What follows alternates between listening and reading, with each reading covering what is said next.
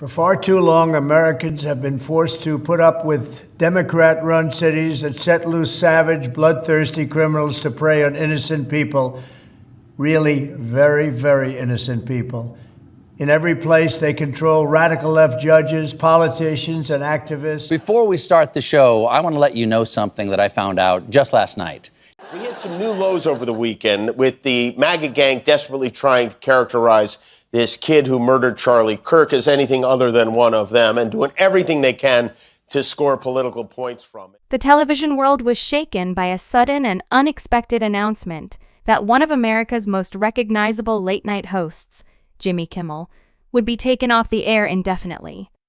The decision came swiftly after a political storm erupted over remarks he made during his Monday night monologue.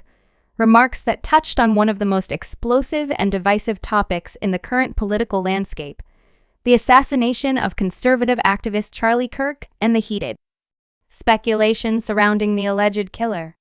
Kimmel, whose career has long straddled the line between comedy and political commentary, is now at the center of a controversy that extends far beyond the realm of late-night television. It involves questions about free speech, government pressure, the role of corporate networks, and the ever-deepening rift in American culture between left and right.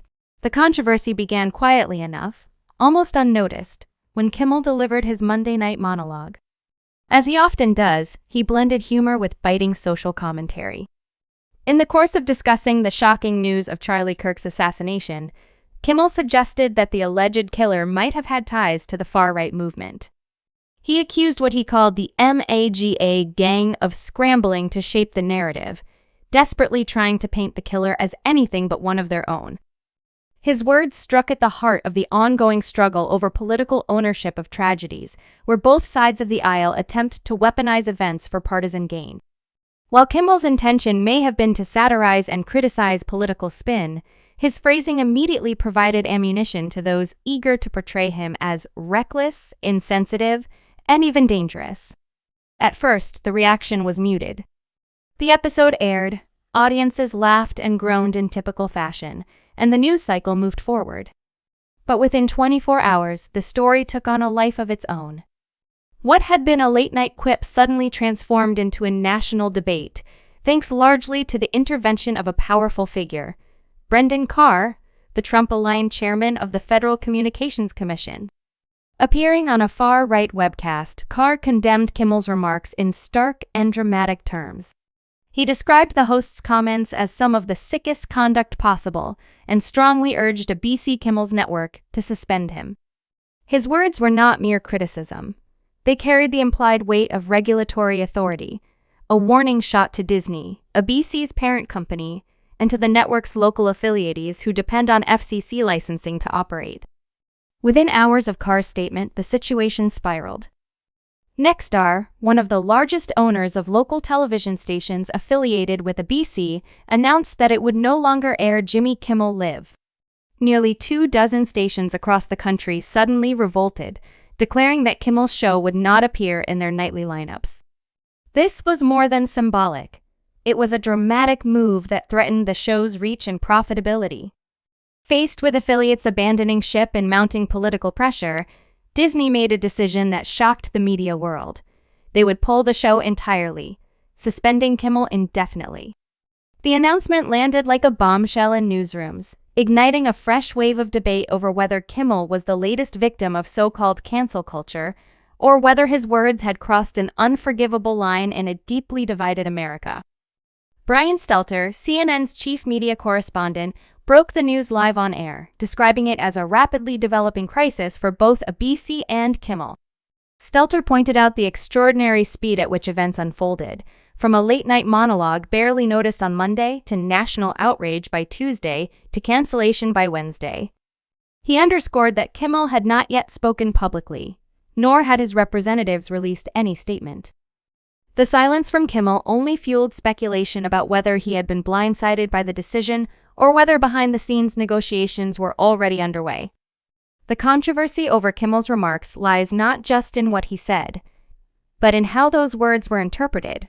Critics seized on his statement that the MAGA gang is desperately trying to characterize this kid who murdered Charlie Kirk as anything other than one of them. To his detractors, this was a direct accusation that the killer was a member of the MAGA movement, a claim made without evidence and deeply offensive to millions of conservatives mourning Kirk's death. Supporters of Kimmel, however, argued that his point was more nuanced, that he was not definitively labeling the killer as a Republican, but was instead criticizing the political maneuvering in the aftermath of the tragedy. In the fevered world of American politics, however, nuance often dies quickly. Headlines screamed that Kimmel had smeared conservatives. Fox News declared that he suggested Kirk's assassin was part of the MAGA movement, and conservative pundits called for his firing.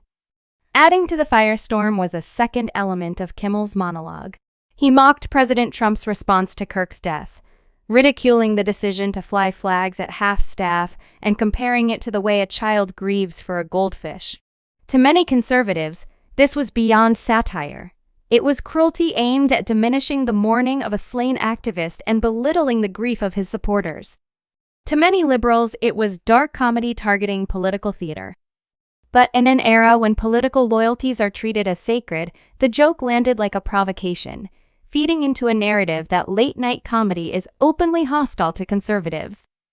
The FCC chairman's intervention transformed what might have been a passing controversy into a national scandal. By publicly condemning Kimmel and hinting at regulatory action against Disney, Carr elevated the incident into a test case of political power versus free speech. Traditionally, the FCC regulates issues of broadcast standards, obscenity, indecency, licensing, not the content of political speech. Yet here was its leader threatening to use government authority in response to a comedian's monologue. Legal experts quickly weighed in, pointing out that while a BC as a private company has every right to discipline or suspend an employee, the government applying pressure raises troubling First Amendment concerns. Could Disney fight back in court, arguing government overreach? Possibly. But Disney, with billions in assets and dozens of licenses under FCC control, chose to act swiftly, perhaps to avoid a protracted battle it could not afford. On CNN, panelists debated the implications. Some argued that the FSCC had no legal standing to punish Kimmel or a BC since the First Amendment protects against government censorship, not corporate decisions. Others saw the entire affair as an unprecedented use of executive power to silence critics, a strategy Trump's allies had increasingly employed against media outlets, universities, and corporations seen as unfriendly. One commentator called it the purest form of cancel culture. Not the grassroots boycotts often derided on the right, but government-backed suppression of speech. The panel also highlighted a deeper cultural trend: the long-running alienation of conservatives from late-night television. For decades, late-night comedy has been dominated by hosts with liberal leanings: Letterman, Stewart, Colbert, Kimmel, and others who often ridicule Republicans as fodder for humor. Many conservatives stopped watching years ago, feeling mocked and excluded. As one Republican panelist admitted, he hadn't watched late night in 15 years because it constantly made him feel like the butt of the joke. In his view, the alienation becomes a cycle. Conservative audiences stop watching, hosts cater even more to liberal viewers, and the gap between media and half the country widens further. Kimmel's remarks, in this reading, were not an anomaly, but the inevitable endpoint of a culture where one side of the political spectrum no longer feels represented in mainstream comedy. The broader question now is whether there is any way back for Jimmy Kimmel. A BC's decision to suspend him indefinitely leaves the door open for a return, but the damage may already be done. Affiliates revolted, political leaders piled on, and the FCC chairman himself called him talentless and irrelevant. Even if Disney wanted to reinstate him, the backlash from conservatives and perhaps even from some advertisers could make it too costly. On the other hand, Kimmel's defenders argue that this could become a rallying moment for free speech, drawing support from those who see the government's role as deeply troubling. In today's fragmented media landscape, Kimmel could easily reappear on streaming platforms, podcasts, or even independent outlets, free from the constraints of network television. But for now, his voice has been silenced from one of the most prominent platforms in American media. What this episode reveals is not just a controversy over one comedian's joke, but a deeper battle over the boundaries of speech in America. Can a late-night host criticize political movements without facing government intervention? Can a corporation like Disney resist political pressure when its licenses and business empire are on the line? And most importantly, what does it mean when comedy, once a space for irreverence and taboo breaking, is now policed not just by public opinion, but by federal regulators aligned with partisan politics? For decades, comedians from Lenny Bruce to George Carlin to Jon Stewart have tested the boundaries of free expression. Now, in the age of Trump and hyperpartisanship, the battle lines have shifted. Jimmy Kimmel, whether he intended it or not, has become the latest figure caught in that crossfire. As the dust settles, the story of Jimmy Kimmel's suspension will be remembered not only as a scandal about a late-night joke, but as a moment that crystallized the tension between political power, corporate responsibility, and free speech. For some, Kimmel crossed a line that no entertainer should cross. For others, he is the victim of a dangerous precedent, where government officials wield their authority to silence voices they dislike. Either way, he avoid the